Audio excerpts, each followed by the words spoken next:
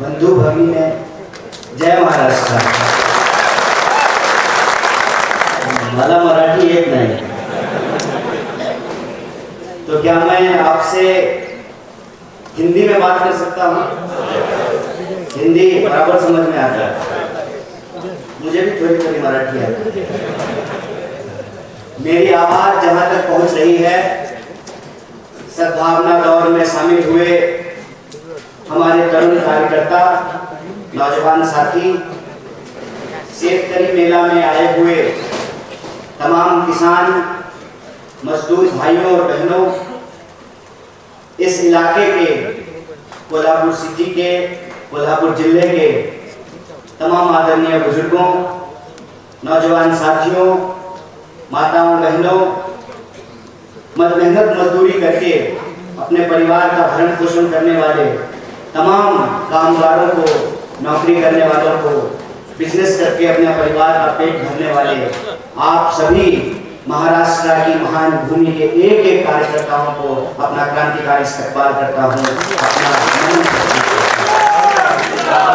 दोस्तों, मेरे से पहले तमाम स्पीकर्स ने पूरे मंच को संबोधित किया है और सबसे मजेदार बात तो इस रैली की अध्यक्षता कर रहे हमारे अध्यक्ष जी ने कहा कि अध्यक्ष इसलिए बना देते हैं ताकि ज्यादा भाषण न देना पड़े। तो मैं अनावश्यक जो है, आप तमाम लोग बहुत देर से बैठे हुए हैं, सद्भावना दौर थोड़ी देर से शुरू हुई और तब से लेकर के यह जो सभा हो रही है इसमें बहुत देर से आप लोग बैठे हुए हैं, तो मैं आपका वक्त अनावश्यक बर्बाद नहीं करना चाहता हूँ। लेकिन जब हमारे माथे पर ये कोल्हापुरी फेटा बांधा जा रहा था तो मुझे एक बात याद आ रही थी। हम हमारे नेता आदरणीय राहुल गांधी जी के साथ कन्याकुमारी से कश्मीर की ओर भारत जोड़ो यात्रा में चल रहे थे। बिल्कुल सुबह सुबह की बात है, हिंगोली के पास हमने देखा कि कोल्हापुरी फेटा बांधे हुए हजारों लोग सड़कों के किनारे खड़े हैं और वहां पे हमारी मुलाकात हुई राहुल भाई से और बंटी पाटिल से। मैं इनको सतीश पाटिल नहीं बोलूंगा, मैं इनको बंटी पाटिल ही बोलूंगा, क्योंकि जनता जो नाम आपको दे दे, जनता जिस नाम से आपको पहचानने लगे, फिर आपका नाम वही हो जाता है। तो ये दोनों लोग मुझे हिंगोली के पास मिले और आप जानते हैं कि बिल्कुल वो महाराष्ट्र का एक कोना है। तो मेरे मन में ये सवाल आया कि ये हजारों लोग आए कहां से, क्योंकि आसपास जो है कोई बस्ती नहीं थी। जहां कोल्हापुर के पीएन पाटिल साहब जानते हैं, हजारों लोग लाइन लगा करके खड़े थे। और यह बात मैं आपकी प्रशंसा में नहीं बोल रहा हूं, ये मेरा अपना व्यक्तिगत अनुभव है कि जब भारत जोड़ो यात्रा महाराष्ट्र पहुंची तो हम अलग अलग राज्य से घूमते हुए आ रहे थे। एक बात जो महाराष्ट्र घुसते हुए ही महसूस हुआ एज ए भारत यात्री कि सचमुच महाराष्ट्र पुनर्जागरण की धरती है। सचमुच महाराष्ट्र वो भूमि है कि जो आज सोचता है पूरा देश उसका अनुसरण करता है। महाराष्ट्र वो भूमि, इतना अनुशासन। और आप इसी कार्यक्रम को देख लीजिए, सब लोग बड़े आराम से बैठे हुए हैं, इत्मीनान से जो है एक एक स्पीकर को सुन रहे हैं और यह कार्यक्रम बिल्कुल एक अनुशासन पूर्ण तरीके से चल रहा है। ये महाराष्ट्र की पहचान है, ये संत तुकाराम की पहचान है, ये साहू जी महाराज की पहचान है, ये छत्रपति शिवाजी महाराज की पहचान है, डॉक्टर बाबा साहब भीमराव अम्बेडकर की पहचान है, ये पहचान फूले की पहचान है। यह जो संतों की भूमि है महाराष्ट्र, यह जो आंदोलनकारियों की भूमि है महाराष्ट्र, यह अपने आप में पूरे देश में एक अलग पहचान देती है आपको। तो उसी अलग पहचान के साथ कोल्हापुरी फेटे बने हुए हजारों लोग सड़कों के किनारे खड़े थे। तो मेरे मन में एक कौतूहलता बस सवाल आया कि ये लोग आए कहां से हैं। हमारी मुलाकात हुई राहुल भाई से और बंटी पाटिल जी से। इन्होंने कहा कि हमारे कोल्हापुर के लोग हैं। ये समता भूमि के लोग हैं, ये साहू जी महाराज की भूमि से चल करके आपकी भारत जोड़ो यात्रा में शामिल होने के लिए आए हैं। थोड़ी दूर हम इनके साथ चले, हमारी बातचीत हुई और उन्होंने हमको कहा कि आप कोल्हापुर आइए, और उसी दिन हमने इनको अपनी जुबान दी थी कि अगली बार जब भी कोल्हापुर बुलाएंगे मैं जरूर आऊंगा। तो ये सब तमाम लोग जो मंच पर बैठे हुए हैं, पीएन पाटिल साहब, बंटिल पाटिल साहब, बाला साहब शिवाकर जी, उल्लास पवार जी, ऋतुराज पाटिल जी हमारे आमदार हैं, राजू अवाले जी, पीवी पाटिल जी, जयंत असगांवकर जी, राहुल पाटिल जी और राजेश पाटिल जी, और आप तमाम जो लोग इस कार्यक्रम को कवर कर रहे हैं, हमारे मीडिया के साथी जो सुरक्षा प्रदान कर रहे हैं, हमारे पुलिसकर्मी, और एक एक व्यक्ति जो इस कार्यक्रम का हिस्सा है, जो सद्भावना दौड़ में शामिल हुए हैं, जो शेतकरी मेले में शामिल हुए हैं, आप तमाम लोगों को दिल की गहराइयों से आभार प्रस्तुत करता हूँ, आपको धन्यवाद देता हूँ कि आप एक बार पुनः हमको कोल्हापुर की महान धरती पर आने का अवसर प्रदान किए हैं। इसके लिए मैं आपको कोटि कोटि धन्यवाद करता हूँ। दोस्तों, मेरे लिए बड़े गर्व की बात है कि मैं यहाँ पिछली बार जब आया था तो गोविंद पानसारे जी की याद में एक लेक्चर सीरीज की शुरुआत की गई और बतौर स्पीकर मैं उस लेक्चर सीरीज में शामिल होने के लिए आया था। और आज मैं भारतीय राष्ट्रीय कांग्रेस का सदस्य हूँ, भारतीय राष्ट्रीय कांग्रेस का एक आम कार्यकर्ता हूँ, भारतीय राष्ट्रीय कांग्रेस का एक साधारण सदस्य होने के नाते यहाँ पर आपके बीच मौजूद हूँ। और ऐसा मुझे महसूस हो रहा है जैसे प्रयागराज में गंगा यमुना सरस्वती मिलकर के संगम का निर्माण करती है, उसी तरीके से आंदोलनकारियों, शेतकरियों और जो भारतीय राष्ट्रीय कांग्रेस के एक एक कार्यकर्ता हैं, उनके मिलने से एक संगम का निर्माण हो रहा है। और हमको देश में इस संगम को आगे बढ़ाते हुए परिवर्तन की एक नई दास्तान लिखनी है, और परिवर्तन की वो आवाज अगर हम इस देश में देखना चाहते हैं तो हम राजीव गांधी जी का नाम स्मरण करने से अपने आप को चूक नहीं सकते। जब मैं परिवर्तन की भाषा बोलता हूं तो हमारे लिए ये महज एक औपचारिकता नहीं है। मैं विशेष रूप से धन्यवाद देना चाहता हूं हमारे नेता पीएन पाटिल साहब का कि लगातार 30 साल से वो जो सद्भावना दौड़ की मसाल है, वो मसाल के हर साल जलाते हैं। हम भारत रत्न पूर्व प्रधानमंत्री राजीव जी को ये याद करते हैं। लेकिन इस याद करने का क्या मतलब है? इस याद करने का यह मतलब है कि हम हर बार यह संकल्प लेते हैं, और आज भी कार्यक्रम की शुरुआत से पहले हम तमाम साथियों ने खड़ा होकर के एक संकल्प लिया है, एक सद्भावना संकल्प लिया है कि अपने शरीर के आखिरी कतरे तक, आखिरी खून पसीने की बूंद तक इस मिट्टी को हमको सुरक्षित करके रखना है, इसको बचा कर रखना है। और जब मैं महाराष्ट्र की महान भूमि में खड़ा होकर के इस बात को कहता हूं तो मेरा अंग अंग रोम रोम पुलकित हो उठता है, क्योंकि ये धरती है समता की, ये धरती है वीरता की, ये धरती है एकता की। तो यह समता, वीरता और एकता की धरती को नमन करते हुए मैं आप तमाम लोगों से 2-4 बातें करना चाहता हूं, क्योंकि कई सारे स्पीकरों ने ये कहा कि तरुण नेता कन्हैया जी आएंगे और मार्गदर्शन करेंगे।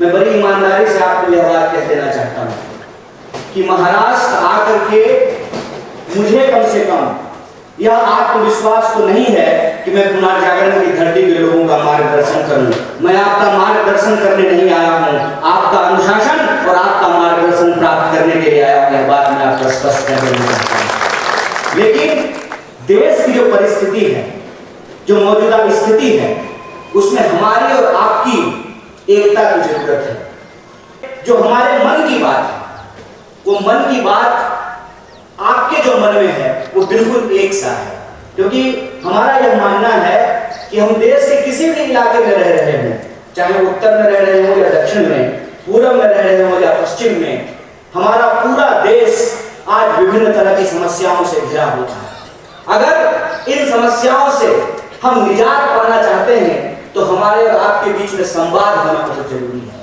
और उसी संवाद के सिलसिले में मैं 2-4 बातें आपसे करना चाहता हूं। मैं मार्गदर्शन करने के लिए आपका नहीं आया हूं, आपसे मार्गदर्शन प्राप्त करने के लिए आया हूं। आप सब लोग रोज न्यूज देखते हैं, आपके व्हाट्सएप पे रोज कोई ना कोई मैसेज आता होगा। यहाँ नौजवान से बैठा हुआ है, क्या व्हाट्सएप पे कभी मैसेज आया है कि नेहरू जी मुसलमान है? आया है नहीं आया है? आया है ना। यहाँ जितने लोग बैठे हुए हैं, कोई ऐसा व्यक्ति नहीं है जिसको कांग्रेस पार्टी के बारे में, नेहरू जी के बारे में, गांधी जी के बारे में, हमारे नेता राहुल गांधी के बारे में मिस इन्फॉर्मेशन नहीं आया हो। कोई ऐसा व्यक्ति नहीं। तो मैं यहां इतिहास की एक घटना आपके सामने रखना चाहता हूं। जब लोदियों का शासन था दिल्ली में, तो बाबर तोप लेकर के आया था। तकनीक नई थी और उस नई तकनीक के बदौलत बाबर ने लोदियों को हरा दिया और मुगल राज की स्थापना हो गई। मुगल का राज चलने लगा और बाद में जितने भी मुगल शासक हुए वो यहीं पर रहे, यहीं पे उन्होंने शादियां की और उनके बाल बच्चे जो है वो राज करने लगे। फिर अंग्रेज बंदूक लेकर के आए, मुगलों के राज को समाप्त किया और अंग्रेजों की राज जो है वो स्थापित हो गई। 200 साल तक अंग्रेजों का राज रहा हमारे ऊपर। और जब मैं पुनर्जागरण की धरती कहता हूं, तो पुनर्जागरण की धरती कहने का क्या मतलब है? पुनर्जागरण की शुरुआत ईस्ट में बंगाल से हुआ और वेस्ट में महाराष्ट्र से हुआ था। इसीलिए जब आप स्वतंत्रता आंदोलन के इतिहास को देखेंगे तो सबसे ज्यादा बंगाल और महाराष्ट्र के लोग इस देश की आजादी के लिए कुर्बान होने वाले लोग आपको मिलेंगे। तो फिर अंग्रेजों को उस राज को कौन सी तकनीक से समाप्त किया गया? गांधी जी के हाथ में बंदूक तो नहीं था। और आप ये जान लीजिए, शहीद आजम भगत सिंह ने भी यह कहा कि क्रांति जो होती है, इनकलाब जो होता है, वो बम और पिस्तौल से नहीं आता है। कई बार हमारे जो नौजवान साथी हैं, उनके व्हाट्सएप पे ये भी मैसेज आता है कि जब शहीद आजम भगत सिंह को फांसी तो महात्मा गांधी ने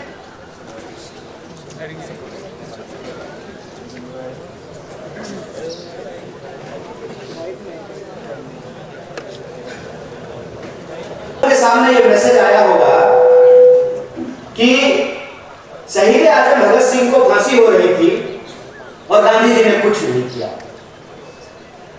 ये तमाम जो चीज है इसको हमको समझना पड़ेगा। जबकि शहीद आजम भगत सिंह कह रहे हैं कि बम और पिस्तौल इनकलाब नहीं लाता है। बम का दर्शन भगवती चरण बोहरा ने लिखा था, शहीद आजम भगत सिंह ने नहीं लिखा था। तो वो कौन सी ऐसी ताकत थी जो अंग्रेजों के 200 साल के राज को समाप्त किया? उस ताकत का नाम क्या था? उस ताकत का नाम था सत्य। इस बात को याद रखिएगा।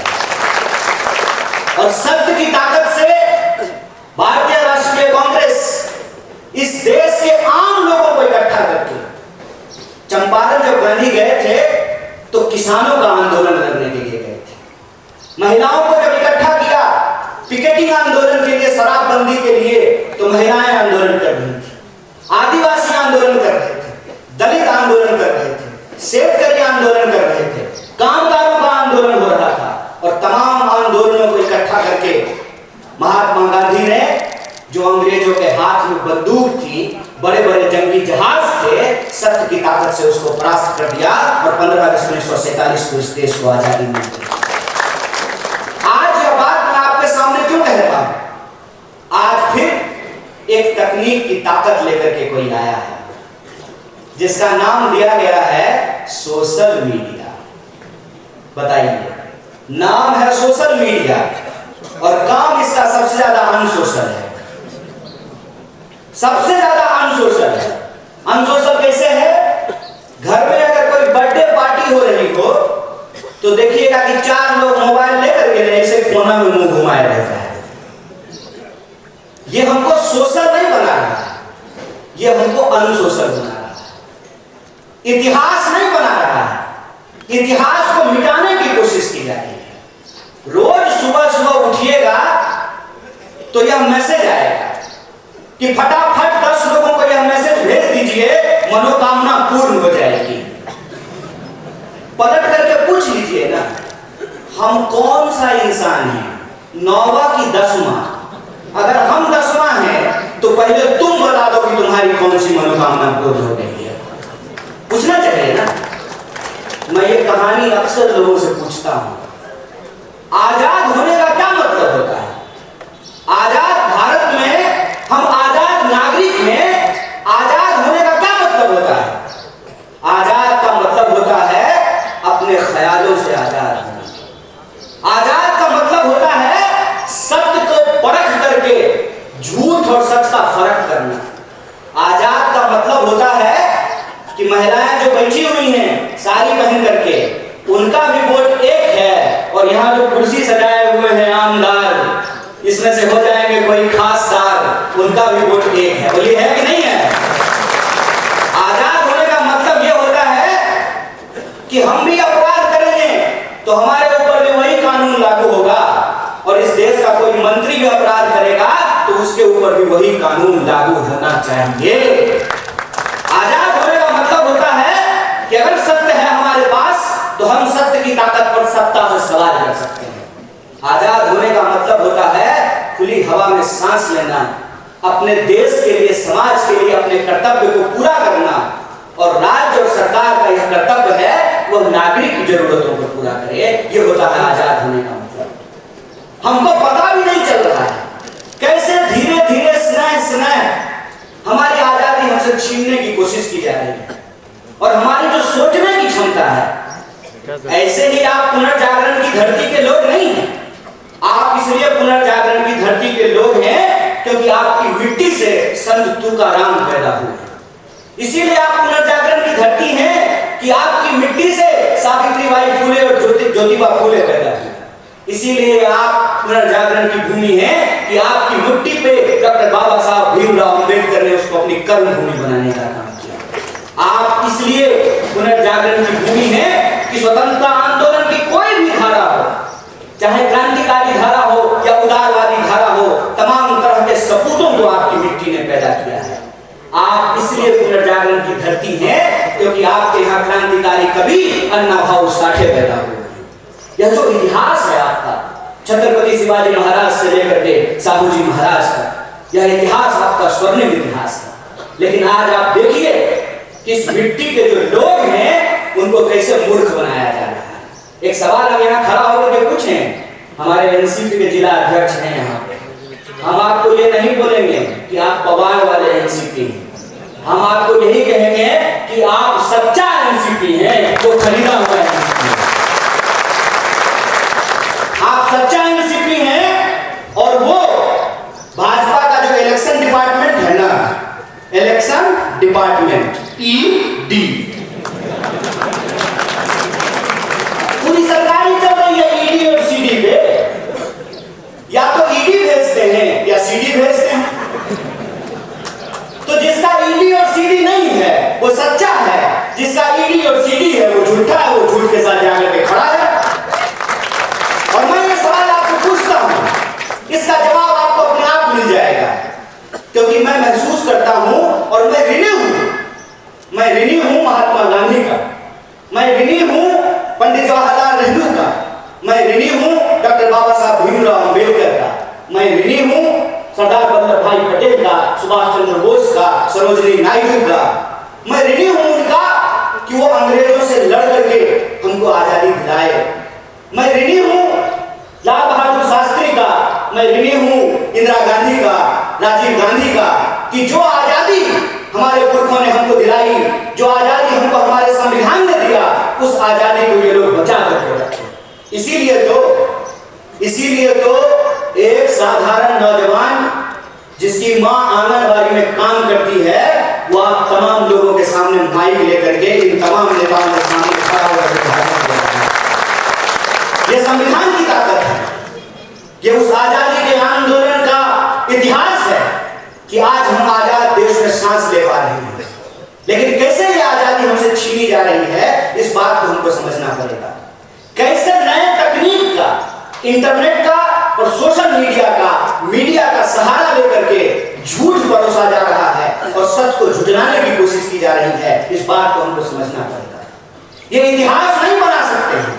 आपको मालूम है देश के जो पंत प्रधान हैं, जिनको हिंदी में हम लोग प्रधानमंत्री कहते हैं, वो इतिहास में फेल हो गए थे। मैं मजाक नहीं कर रहा हूं, मैं झूठ नहीं बोलता हूं, क्योंकि मैं भाजपा में नहीं हूं, मैं सच बोल रहा हूं। वो इतिहास में फेल हो गए थे। और डॉक्टर बाबा साहब भीमराव अंबेडकर ने एक बड़ी मजेदार बात कही है। उन्होंने कहा है कि जो पीढ़ी अपना इतिहास भुला देती है, इतिहास भी उसको भुला देता है। इसीलिए ये इतिहास जो बना नहीं सकते हैं, तो इतिहास को मिटाने की कोशिश कर रहे हैं। जो अपना मकान बना नहीं सकते, दूसरे की मकान पे अपना नाम लिख करके कहते हैं कि हमने इतिहास बनाया है। अरे साहब, आपने तो इंसान को इंसान नहीं बनाया है, आप इतिहास क्या बनाएंगे? झूठ के सहारे ये इमारत खड़ी करने की कोशिश कर रहे हैं, झूठ का सहारा लेकर के इतिहास को पलटने की कोशिश कर रहे हैं। क्यों? क्योंकि इनका इतिहास खराब है, क्योंकि इनका इतिहास इस देश के साथ गद्दारी करने का इतिहास है। इनका इतिहास इस देश के लोग जब अंग्रेजों के खिलाफ लड़ रहे थे, तो उनके साथ चाय पर बैठ करके चर्चा करने का इतिहास है। इनका इतिहास अंग्रेजों की जासूसी करने का इतिहास है। मैं जितने संतों का नाम ले रहा हूं, जितने वीरों का नाम ले रहा हूं, जितनी वीरांगनाओं का नाम ले रहा हूं, बताइए एक का भी संबंध भारतीय जनता पार्टी से है क्या? लेकिन हमको गर्व है कि हम जितने भी लोगों का नाम ले रहे हैं, प्रत्यक्ष या परोक्ष रूप से उनका संबंध भारतीय राष्ट्रीय कांग्रेस से है। इसीलिए आप तमाम लोग यहाँ मौजूद हैं, सबसे पहले आपको गौरवान्वित महसूस होना चाहिए कि आप उस पार्टी का हिस्सा हुए हैं जिस पार्टी ने इस देश को आजादी दिलाई है। उस पार्टी के आप सदस्य हैं जिसने इस देश में बराबरी के सिद्धांत को लागू किया है। बोलिए, इस देश में महिलाओं ने कोई आंदोलन किया था क्या? समान वोट के अधिकार का कोई आंदोलन नहीं किया था ना? समान वोट का अधिकार मिला कि नहीं मिला? लोग जो हेलीकॉप्टर से उड़ते हैं उनका भी वोट एक, और जो साइकिल पे चलता भी उसका भी वोट एक है कि नहीं है? अगर वोट का अधिकार नहीं होता तो आपको लगता है कि 5 साल में चुनाव के बाद हेलीकॉप्टर लेकर के कोल्हापुर सिटी की गलियों में नेताजी हाथ जोड़ करके आपके सामने खड़े होते? बिल्कुल नहीं खड़े होते। तो जो अधिकार हमको मिला है, वो अधिकार हमसे छीना क्यों जा रहा है? छीना इसलिए जा रहा है कि पहचान के नाम पर, जात और धर्म के नाम पर ये आज की तारीख में हमको जो अधिकार दिए गए हैं उसको एक एक करके छीन रहे हैं। कैसे छीन रहे हैं? मैं कुछ उदाहरणों से इसको आपके सामने रख देता हूं। आपने देखा होगा कि लोग झांकी निकालते हैं, मोटरसाइकिल लेके जाते हैं, तलवार लहराते हैं और एक दूसरे के खिलाफ गंदी और गाली भरी भाषाओं का इस्तेमाल करते हैं। मैं आप सबसे एक सवाल पूछना चाहता हूं, खास करके अपने नौजवान दोस्तों से। उसमें एक भी मंत्री का बच्चा रहता है? एक भी प्रधानमंत्री का बच्चा नहीं ना? पता वो कहां रहता है? वो ऑक्सफोर्ड में रहता है, वो कैम्ब्रिज में रहता है, वो लंदन में रहता है, वो न्यूयॉर्क में रहता है। लेकिन हमारे जो कामगार के बच्चे हैं, जो सेठकरियों के बच्चे हैं, जो साधारण नौकरी करने वालों के बच्चे हैं, उनके हाथ में तलवार थमा करके ये उनको दंगाई बना रहा है और अपनी राजनीति की रोटी सेक रहा है। अरे इतना खतरा हो गया है धर्म पर, तो तुम अपने बच्चे को भेजने के लिए, पढ़ने के लिए बाहर क्यों भेज रहे हो? उसको बोलो आकर के हमारे साथ धर्म बचाए, आए हमारे साथ रैली निकाले, झांकी निकाले। चलाकी कर रहे हो? मोबाइल हमारा, रिचार्ज हमारा, टीवी हमारा, रिचार्ज हमारा, आप कहानी अपना कर रहे हो। इस बेईमानी को आप समझिए। धर्म अगर बचाना जरूरी है तो खाली हम क्यों बचाएंगे? स्मृति ईरानी की बेटी गोवा में रेस्टोरेंट खोलेगी नहीं, हम लोग मोटरसाइकिल लेकर के अपना तेल भरवा करके जैसे गिराएं। अरे राम जी जिंदाबाद हैं, जय जय है श्री राम का। कल भी था, आज भी है, आगे भी रहेगा। ये नया फैशन कैसे शुरू हुआ है? ये खेला क्या है? इस खेला को हमको समझना पड़ेगा। ये नया फैशन इसलिए शुरू हुआ है कि हमारे इतिहास से ही, हमारे इतिहास को हमारी स्मृति से मिटाने की कोशिश की जा रही है। यह आजादी हमको कैसे मिली, इस देश का निर्माण कैसे हुआ, संविधान कैसे बना, हम और आप प्रजा से नागरिक कैसे बने। हम नागरिक हैं। आज हमको यह बात समझनी पड़ेगी कि रानी के पेट से राजा नहीं पैदा होता है। यह है नागरिकता, यह है जमहूरियत, यह है लोकतंत्र कि रानी के पेट से राजा नहीं पैदा होगा। राहुल गांधी जी को भी अमेठी में जाकर के चुनाव लड़ना पड़ेगा। बोलिए, लड़ना पड़ेगा ना, ये लोकतंत्र है। एक बात बताइए, इंदिरा जी चुनाव नहीं लड़ी थी ना, राजीव जी चुनाव नहीं लड़े थे ना, राहुल जी चुनाव लड़ रहे हैं ना, राहुल जी चुनाव जीत करके पार्लियामेंट में है ना, और प्रियंका जी चुनाव नहीं लड़ी है तो पार्लियामेंट में है क्या? तो ये परिवारवाद की नई कहानी हमको सुना रही है। तो आप सब अपने मन में विचार कीजिए, आजाद होने का मतलब है आजाद ख्याल से प्रश्न करना। मैं मंच पे खड़ा हूं तो मैं जो भी बोलूंगा उसको आप यूं ही सच मत मान लीजिए। आप अपने मन में विचार कीजिए कि अगर भाजपा कहती है कि राहुल गांधी जी का सांसद बनना परिवारवाद है, तो अमित शाह का जो बेटा है, देखिए उसका मुंह नहीं है जैसा का, उसका बीसीसीआई का सेक्रेटरी बनना परिवारवाद है कि नहीं है? और ज्योतिरादित्य सिंधिया जब यूपीए में मंत्री थे, उनके पिताजी भी मंत्री थे, माधवराव सिंधिया। तो जब तक वो कांग्रेस में थे तब तक परिवारवाद था, और जिन मोदी जी के बगल में जाकर के बैठ गए हैं तो ताली बजा रहे हैं। हाँ, उनकी सूरत देख रहे हैं। इतना मूर्ख है हम लोग, इतना मूर्ख बनाएंगे ये हमको कि हमारी पार्टी में परिवारवाद है। जो ही आप आरएसएस में शामिल हो जाइएगा तो वो संघ परिवारवाद हो जाता है। अगर परिवारवाद गलत है चचा, तो संघ परिवारवाद भी गलत है। ऐसा नहीं होगा कि हमारे लिए परिवारवाद गलत है और आपके लिए परिवारवाद सही हो जाएगा।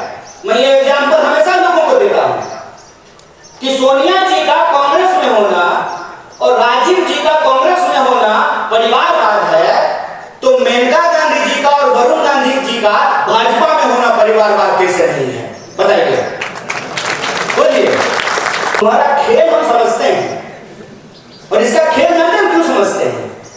क्योंकि हमारे जैसे लोग राजनीति को कभी अपना कैरियर नहीं समझते हैं। हमने, और ये मैं पब्लिकली बोल रहा हूं आपके सामने, ये जो आप तमाम लोग यहां बैठे हुए हैं ना, हमने आपका नमक खाया है। आप जो टैक्स देते हैं, उस टैक्स के पैसे से हमने दिन रात पढ़ाई करके पीएचडी की है। हमारा बाप अमित शाह थोड़ी था कि हम बीसीसीआई के सेक्रेटरी बन जाएंगे, हैं? तो जब हमने आपका नमक खाया है तो हम जानते हैं इस देश की हकीकत क्या है। इस देश की हकीकत यह है कि महात्मा गांधी विदेश में पढ़ाई किए, बैरिस्ट्री की पढ़ाई किए थे। बैरिस्ट्री की पढ़ाई करके वो भारत आए और मोहनदास करमचंद गए बिहार, और बिहार में किसान के आंदोलन में शामिल हुए चंपारण में, और बिहार के किसानों ने करमचंद को महात्मा गांधी बना करके भेज दिया। और वो गांधी सूट खोल दिए देश के लिए, वो भी गुजरात से थे। एक गुजरात के गांधी सूट खोल दिए देश के लिए, एक गुजरात के मोदी 10 लाख का सूट पहन लिए देश के लिए। यही हकीकत है ना। और कहते हैं कि एक गरीब प्रधानमंत्री बन गया है तो आपको अच्छा नहीं लग रहा है। नहीं, बहुत अच्छा लग रहा है। बस हम ये चाहते हैं कि जैसे आप गरीब हैं ना, वैसा ही गरीब इस देश का हर कोई बन जाए। हर कोई वैसा ही गरीब बन जाए कि चढ़ने के लिए उसके पास 8,500 करोड़ का हवाई जहाज हो, 15 करोड़ का कार हो, 10 लाख का सूट हो, 5 लाख का चश्मा हो, 2.5 लाख का कलम हो। हम चाहते हैं कि इसी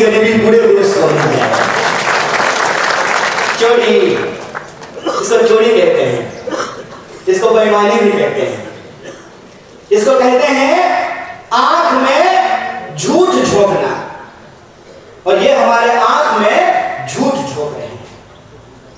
हमको यह बात समझनी पड़ेगी कि आज हमारे मुल्क में हमारी सबसे बड़ी समस्या क्या है, हम किन समस्याओं से जूझ रहे हैं और किस तरीके से हमारा ध्यान भटकाया जाता है। आजकल तो तांगा नहीं चलता है, अब तो तांगा चलना बंद हो गया, लेकिन पुराना हिंदी सिनेमा देखिएगा ना तो उसमें अभी भी तांगा है। शोले फिल्म जाके देख लीजिएगा, बसंती का एक तांगा है, धन्नो। तो धन्नो के आंख पे एक चश्मा होता है ताकि धन्नो इधर उधर ना देखे, धन्नो सीधा चले, चाबुक खाए और दौड़े। ये हमारे साथ वही व्यवहार करना है। हमसे टैक्स लेते हैं, टैक्स के पैसे से अपने दोस्त का कर्जा माफ करते हैं। हम खून पसीने की कमाई राष्ट्रीय बैंकों में जमा करते हैं। किसान अगर ट्रैक्टर का लोन ना चुकता करे तो किसान के ऊपर ट्रैक्टर चढ़ा देते हैं, लेकिन 12 लाख करोड़, कितना था बंटी भाई, 12 लाख करोड़ अपने दोस्तों का कर्जा माफ कर देते हैं। कहते हैं कि इस देश में शिक्षा देने के लिए पैसा नहीं है, लगातार एजुकेशन के बजट को कम किया जाता है। लेकिन आपको मालूम है नेताजी साहब रहने के लिए, और अभी बंटी भाई और प्रियन पाटिल भाई आपस में बात कर रहे थे कि जो भैया हिंदी बोलेगा वो दिल्ली जाएगा, जो भी जाए, जिसको भी आप भेजिए, लेकिन जब आप दिल्ली जाइएगा ना तो 20,000 करोड़ का महल बना है आप लोगों के लिए। कितना? 20,000 करोड़। हाय रे चोरी, अस्पताल बनाने के लिए पैसा नहीं है। रोड अगर बनाता है तो रोड बनने से पहले ही गडकरी जी टैक्स लेना शुरू कर देते हैं। टोल टैक्स लेते हैं नहीं लेते हैं? रोड हमने, अच्छा इसको एक खेल समझ लीजिए। कार जब आप खरीदिएगा, हमारे पत्रकार लोग यहाँ बैठे हुए हैं, आपको तो कम से कम कार होगा ही। देश की इकोनॉमी 3 ट्रिलियन है, महाराष्ट्र की इकोनॉमी 1 ट्रिलियन है, तो कम से कम महाराष्ट्र के पत्रकारों को कार जरूर होगा। तो कार जब आप खरीदते हैं तो रोड टैक्स लेता है कि नहीं लेता है?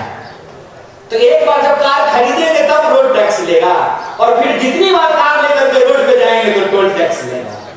बोलिए सही है कि गलत है? बोलिए, डरिए मत, कैमरा उधर घुमा दीजिए। बोलिए सही है कि गलत है? गलत है ना? ये कैसा विकास है कि हमारा जो है ना शरीर से सिरिंज लगा करके खून खींचते रहता है रोज। हर तरह का टैक्स हमारे ऊपर लागू है।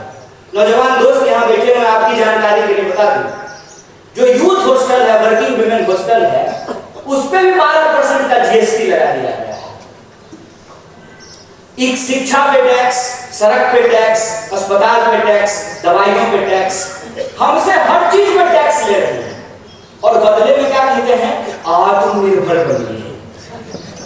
वाह, कितना सुंदर शब्द है, आत्मनिर्भर बनिए। तो एक बात हमको बता दीजिए, सोच के बता दीजिए, जरूरी नहीं है कि हमारी बात मान लीजिए, लेकिन सोचिए जरूर।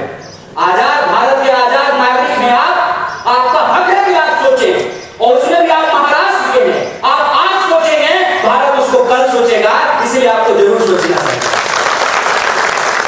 कि अगर सरकारी रोड नहीं होना चाहिए, सरकारी अस्पताल नहीं होना चाहिए, सरकारी स्कूल नहीं होना चाहिए, सब आत्मनिर्भर होना चाहिए, तो सरकारी प्रधानमंत्री भी नहीं होना चाहिए। बोलिए क्या आमदार साहब, बोलिए कि आपको पेंशन मिलेगा? ये जो यहाँ कांस्टेबल खड़ा है, क्या जी पेंशन मिलता है? तो बोलिए नहीं तो नहीं मिलता है। बोलिए, इसको देखिए और इसको समझिए। और मैं आप लोगों से एक बात कहना चाहता हूं, गुजरात से आया मेरा दोस्त को सलाम करो। आजकल अजीब दादा सलाम ठोक रहे हैं। नहीं, प्रधानमंत्री ने अपने भाषण में कहा कि 70,000 करोड़ का घोटाला किया है अजीत दादा ने, ऐसा प्रधानमंत्री ने कहा। इलेक्शन डिपार्टमेंट सक्रिय हो गया, ईडी, और कोई घोटाला नहीं हुआ है। भाजपा के वॉशिंग मशीन में सब साफ हो गया। अब दाग अच्छे हैं क्योंकि दाग भाजपाई है। इस खेल को आप समझिए कि कुछ भी सरकारी नहीं होगा तो सरकारी संसद किस लिए होगा? 20,000 करोड़ का सरकारी प्रधानमंत्री किस लिए होगा? इस देश के नागरिकों को यह समझना पड़ेगा कि इस देश में कितनी बड़ी लूट चल रही है।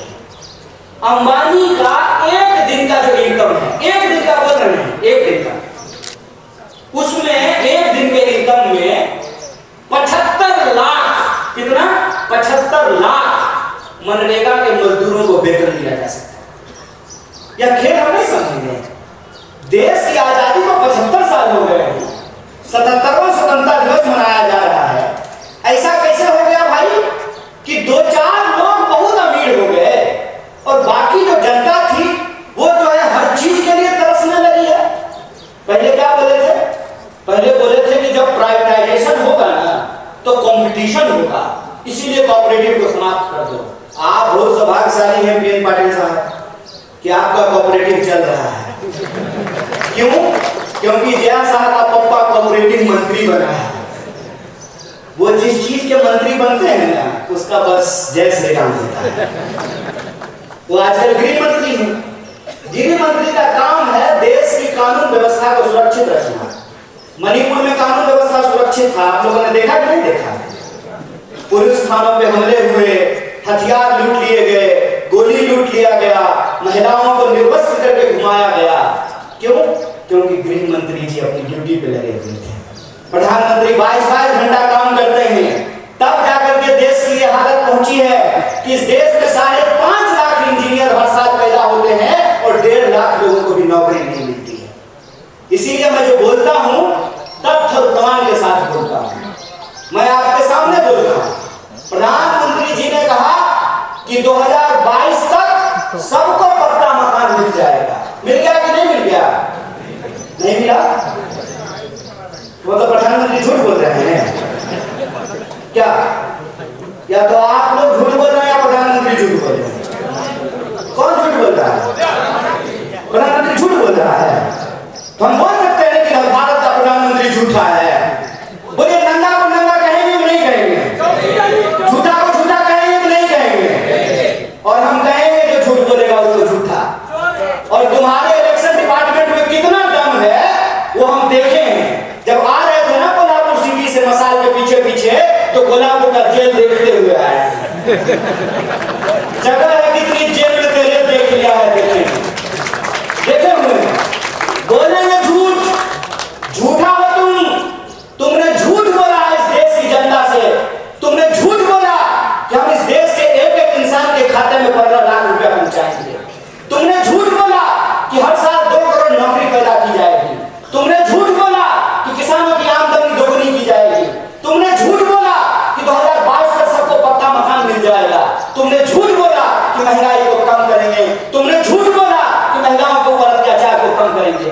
तुम इस देश की जनता से झूठ बोल रहे हो और तुम्हारी ताकत है झूठ बोलना। तो याद रखना कि तुम अगर झूठ के रास्ते पर चल सकते हो, फिर से इस देश को गुलाम बनाने की साजिश रच सकते हो। जिन अंग्रेजों की चापलूसी करते थे, आज उन्हीं दोस्तों के साथ खड़ा होकर के अगर उस देश में तुम कंपनी राज करना चाहते हो तो तुमको बता देना चाहते हैं कि हम भी महात्मा गांधी के राह पे चलने वाले लोग हैं। तुम्हारे झूठ का मुकाबला सबसे करेंगे और तुम्हारे झूठ को हराएंगे। यह लड़ाई 2 तरह के सोच के बीच की लड़ाई है। एक तरफ वो है जो दिन दहाड़े बिना किसी नाग लपेट के झूठ बोलते हैं। दूसरी तरफ हम तमाम लोगों को एकजुट होना पड़ेगा जो सच बोलते हैं। पहली लड़ाई है झूठ और सच की, दूसरी लड़ाई है डर और साहस की। बताइए, शहीद आजम भगत सिंह 23 साल की उम्र में हंसते हंसते फांसी के फंदे पे झूल गया। झूल गया कि नहीं झूल गया? बटुकेश्वर दत्त, सुखदेव, राजगुरु, चंद्रशेखर आजाद झूल गए कि नहीं झूल गए?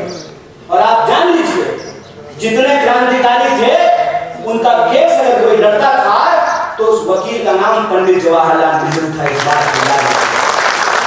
ये झूठ बोलते ये झूठ बोलते हैं, हमारे इतिहास को तोड़ने और मरोड़ने की कोशिश करते हैं, तो जो क्रांतिकारियों की परंपरा है जो वीरता के साथ खड़ी होती है, तो एक तरफ अंग्रेजों से माफी मांगने वाले डरपोक लोग हैं, एक तरफ अंग्रेजों की चापलूसी करने वाले, जासूसी करने वाले डरपोक लोग हैं, दूसरी तरफ हम साहसी और बहादुरी लोगों को इकट्ठा होना पड़ेगा। तो दूसरी लड़ाई है साहस और डर, और तीसरी लड़ाई है कि वो समाज को हमेशा बांटने का काम करते हैं, हमेशा कभी जात के नाम पे बांटेंगे, कभी धर्म के नाम पे बांटेंगे। जहां धर्म होगा वहां धर्म का झगड़ा है, जहां धर्म नहीं होगा वहां जात का झगड़ा है। आप मणिपुर का उदाहरण देख लीजिए, वहां आपस में लोगों को लड़ा रहे हैं, नहीं लड़ा रहे। आप हरियाणा का उदाहरण उठा करके देख लीजिए, वहां कैसे लोगों को लड़ाने की कोशिश की है। आप उत्तर प्रदेश देख लीजिए, आप महाराष्ट्र देख लीजिए, तमाम राज्यों में ये राज्य के जो लोग उनको आपस में बांटते हैं। क्यों? क्योंकि अंग्रेजों से इन्होंने एक चालाकी सीखी है, फूट डालो राज करो। हमको यह बात समझनी पड़ेगी कि आज महाराष्ट्र के लोगों के आत्मसम्मान का सवाल है कि कोई बाहर से आकर के संत तुकाराम की धरती पर रहने वाले लोग, समता भूमि पे साहू महाराज की भूमि में जन्म लिए लोगों को यह बात समझनी पड़ेगी कि कोई बाहर से आकर के महाराष्ट्र के परिवार को आपस में विभाजित कर रहा है, महाराष्ट्र के लोगों को लड़ा रहा है। यह मामला शिवसेना, एनसीपी और कांग्रेस का नहीं है, यह मामला सच और झूठ का है, और महाराष्ट्र के लोगों को सच के साथ खड़ा रहना पड़ेगा।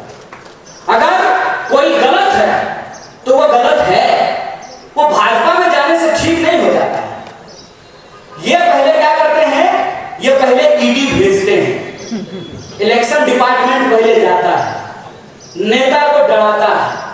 अगर नेता डर गया तो तुरंत उसको भाजपा का खेस पहना करके उसके सारे अपराध को माफ करके, जैसे मान लीजिए पीएन पाटिल साहब और पंडित जी यहाँ बैठे हुए हैं, इनके घर पे भी कोई आया था मेहमान, इनको डराया था, तो जो ही ईडी जाती है तो ये चिल्लाना शुरू कर देते हैं, चोर है, चोर है, चोर है। डर करके जो ही अगर ये भाजपा में गए, साधु है, साधु है, साधु है, संत है, महात्मा है। अरे कमाल बात है भाई, ये आपकी आंख के सामने हो रहा है। इसीलिए मैं आपको कह रहा हूं 3-4 राज्य बहुत महत्वपूर्ण है। एक तो आप सब लोग हैं महाराष्ट्र के, दूसरा जहां से मैं आता हूं बिहार, बंगाल और महाराष्ट्र जय शाह के पप्पा का धड़कन बढ़ा दिया है, ऊपर नीचे चल रहा है उनका ब्लड प्रेशर कि क्या होगा अगर यहां पे इनका झूठ का पर्दाफाश हुआ तो यह नकली चाणक्य का बैंड बजने वाला है। इसीलिए मैं आपको कह रहा हूं कि यह मामला महाविकास अघाड़ी का नहीं है, यह मामला महाराष्ट्र के आम लोगों के आत्मसम्मान का है कि आप किसी को चुन करके किसी पार्टी का प्रतिनिधि बना करके आप भेजते हैं अपना प्रतिनिधित्व करने के लिए विधानसभा या विधान परिषद या संसद में। उधर से उसका इलेक्शन डिपार्टमेंट आता है, 3-4 बार छापा मारता है। नेताजी अगर डर गए तो भाजपा ही हो लिए, अगर नहीं डरे तो कांग्रेस में रहे। तो आपको यह तय करना पड़ेगा कि इसका मुकाबला किसको करना है, इसका मुकाबला दल को करना है कि इसका मुकाबला देश को करना है, इसका फैसला आपको लेना है। और हमको लगता है कि ये बड़ी साजिश है। ये बड़ी साजिश इसलिए है कि इस देश में विपक्ष को इसलिए खत्म कर देना चाहते हैं ताकि देश के नाम पे जो इनके दोस्त की लूट है उस पर कोई सवाल न खड़ा कर सके। आप सब में से बहुत सारे लोग यहाँ जो बैठे हुए हैं, मुझे मालूम है कि आपको व्हाट्सएप पे मेरे लिए भी मैसेज आया होगा। जानते हैं हमको क्या बोलते हैं? टुकड़े टुकड़े गैंग। जब ये बोलते हैं तो खुद ये नहीं सोचते हैं कि ये अपने ही गृह मंत्री को निकम्मा बोल रहे हैं। बोलिए किसकी सरकार है देश में? भाजपा की। महाराष्ट्र में किसकी सरकार है? भाजपा की। क्या जी पुलिस वाले भैया सब ठीक है ना? है हिम्मत, है हिम्मत, करोगे कुछ?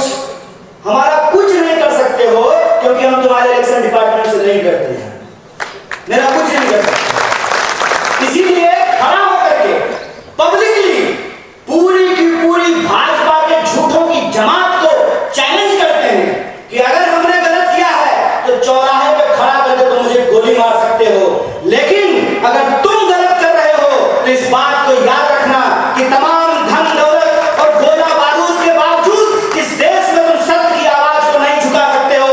हम कसम खाते हैं, महाराष्ट्र का इस महान भूमि पे कसम खाते हैं कि कांग्रेस का एक एक कार्यकर्ता राजीव गांधी को याद करते हुए यह संकल्प ले रहा है कि इस देश में सद्भावना को हम बचा करके रखेंगे, तुम्हारी पूरी ताकत को परास्त करेंगे। इस बात को याद रखना।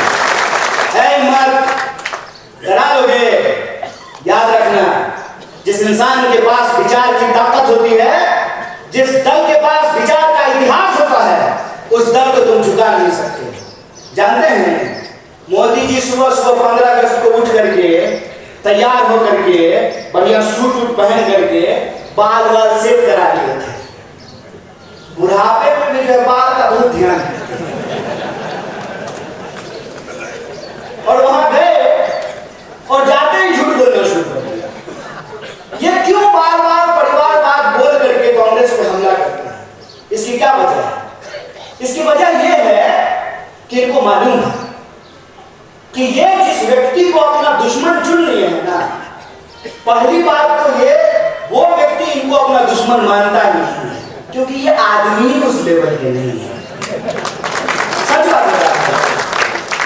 और दूसरा, इन्होंने सब कुछ कर लिया, खरीदने की कोशिश कर ली, डराने की कोशिश कर ली, सब कुछ करने के बाद ये इस नतीजे पर पहुंचे हैं, भाई ये इंदिरा गांधी का पोता है,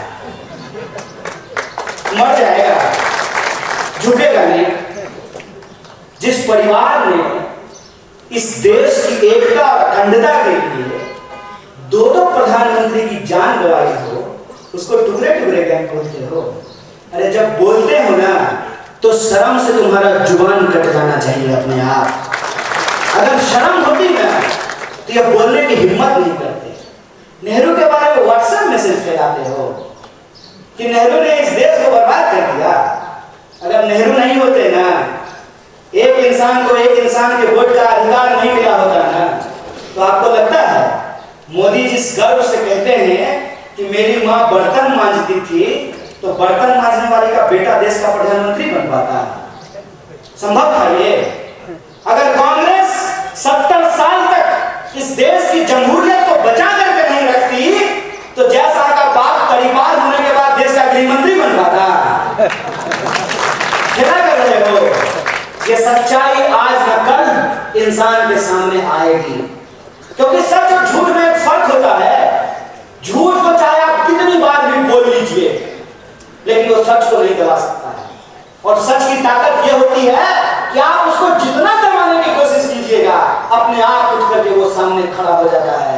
और आप देखिए कि जब राहुल जी कन्याकुमारी से भारत जोड़ो का संकल्प लेकर के चलना शुरू किए, तो भाजपा के नेताओं की धड़कन बढ़ने लगी और कहना शुरू करते हैं कि अरे भाई मान गए, ये आदमी तो पप्पू नहीं है।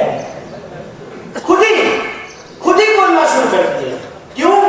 क्योंकि इन्होंने हजारों करोड़ खर्च किया उस इंसान को बदनाम करने के लिए, हजारों करोड़ खर्च किया उस इंसान को पप्पू साबित करने में, और उसने कुछ नहीं किया। उसका जो नाम है ना, राहुल और गांधी, राहुल को उन्होंने भुला दिया और गांधी को अपना करके चलना शुरू कर दिया।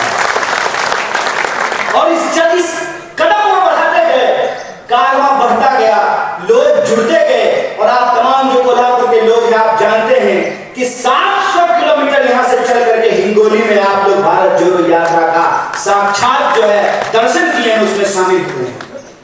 सच की एक ताकत होती है कि सच को आप नहीं छुपा सकते हैं।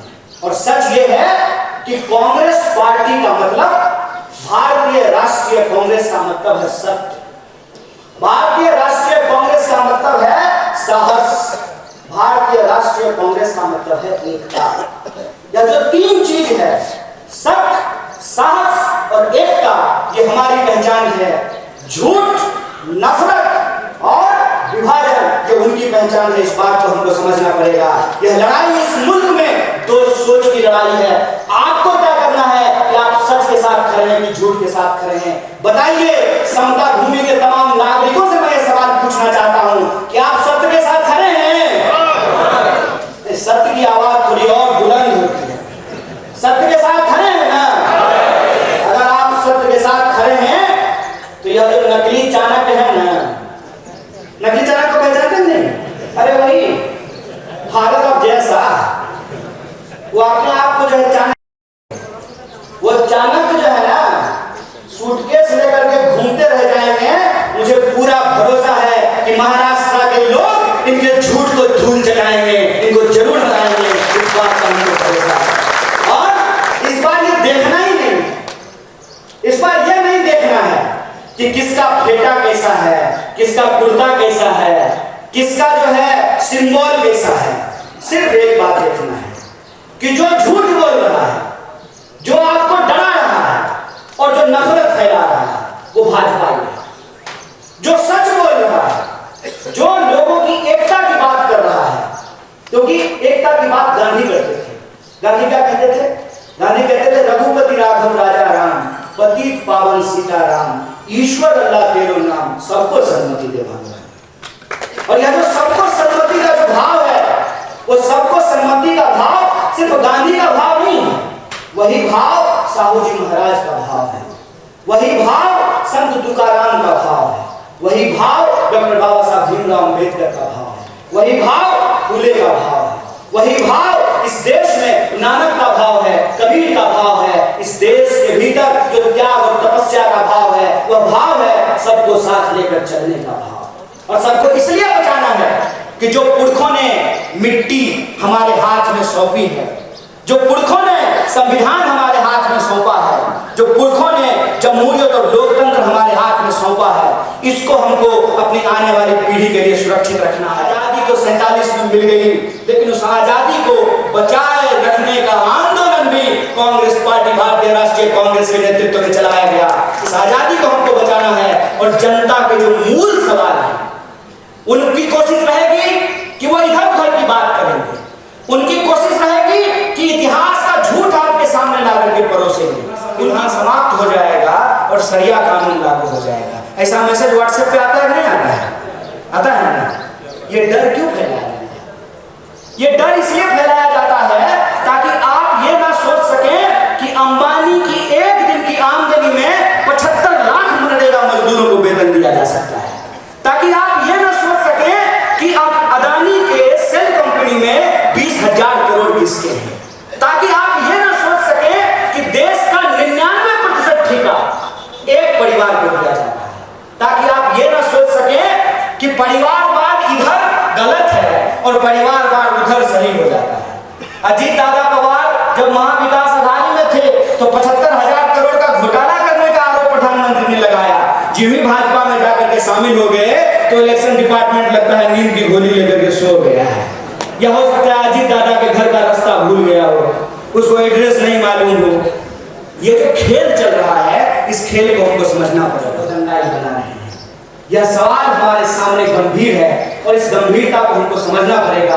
और जो सद्भावना का संकल्प हमने राजीव जी को याद करते हुए खाई है, उस संकल्प को, उस कसम को हमको पूरा करना पड़ेगा। हम इंतजार नहीं करेंगे। अगर कोई इंसान किसी व्हाट्सएप ग्रुप में झूठ बोल रहा हो, उस झूठ का हमको मुकाबला करना पड़ेगा। किसी चाय की दुकान पे कोई नफरत फैला रहा हो, उस नफरत का हमको मुकाबला करना पड़ेगा। हमारे मोहल्ले में कोई अगर झगड़ा लगाने की कोशिश कर रही हो, उस झगड़े के खिलाफ हमको खड़ा होना पड़ेगा। किसी कमजोर के ऊपर कोई ताकतवर अगर अत्याचार कर रहा हो, तो उस अत्याचार के ऊपर हमको खड़ा होना पड़ेगा। बनाए गए भारत का हम निर्माण कर सकें, उनके द्वारा जो भारत हमारे हाथ में सौंपी गई है उसका हम रक्षा कर सकें, और जो हमारी आने वाली पीढ़ी है उसको बेहतर भारत हम दे करके जा सकें। और हमारी आने वाली पीढ़ी कल को उन्हीं झगड़ों में नहीं उलझे जिन झगड़ों में हमारे पुरखे उलझे रहे हैं। हमको इस देश में दोबारा जात और धर्म का झगड़ा नहीं होने देना है, क्योंकि हमारे देश के संविधान की प्रस्तावना में यह लिखा हुआ है कि हम भारत के लोग हैं, और हम भारत के लोग हैं तो हम भारत के चाहे किसी भी हिस्से में रहे हो, इस मिट्टी से हमको प्यार है और इस मिट्टी को हमको और हाल में सुरक्षित रखना है, एकजुट रखना है और अपने आने वाली पीढ़ी को एक बेहतर देश और एक बेहतर समाज देकर के जाना है। इसी संकल्प के साथ एक बार पुनः पूरे मंच को आभार व्यक्त करते हुए और